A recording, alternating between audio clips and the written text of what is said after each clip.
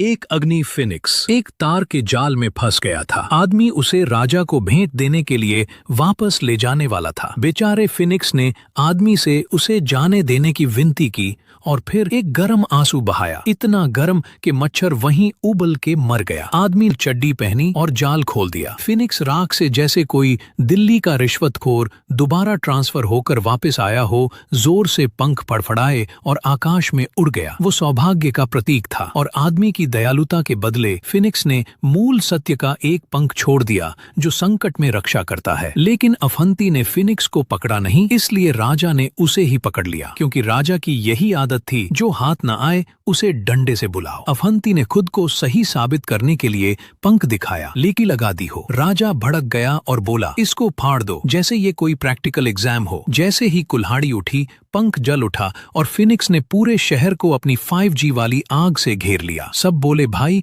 ये बंदा असली है। राजा की चाल उल्टी पड़ गई और सबके सामने अफंती को हीरो बना दिया, पर अंदर से इतना जल गया जितना घर की दिवाली की मिठाई जलती है। अब राजा ने सोचा, चल अब इसका कटलेट दूसरे तरीके से बनाते हैं। बोला, जा बेटा, बर्फ की पहाड़ी पे जा, राजकुमारी को जगा और उसे मुझसे शादी के लिए लेकर आ। मकसद साफ था, अफंती रास्ते में कट लेगा। पर राजा नहीं जानता था कि अफंती के पास था जियाओ माहू, एक जादुई छोटा घोड़ा जो बाहर से नानी का टट्टू और अंदर से जेट पैक निकला। पहाड़ी पर पहुंचते ही भारी बर्फीले गेट ने रोका। अफंती खड़ा रहा जैसे टिंडर पर कोई मैसेज का जवाब न दे रहा हो। तभी मूल सत्य दोबारा जल उठा। गर्मी ऐसी थी कि बर्फ का गेट पिघल के नहाने का टब बन गया। अफंती भीतर गया और नींद में पड़ी बर्फ की राजकुमारी को जगा दिया। लेकिन जैसे ही राजकुमारी को पता चला कि शादी राजा से होगी, बोली, भाई मैं मर जाऊंगी लेकिन उस बुढ़े से शादी नहीं करूंगी, और अफंती को पकड़ के कूद गई। नीचे से जियाओ माहू आया और दोनों को पकड़ लिया। हीरो वाली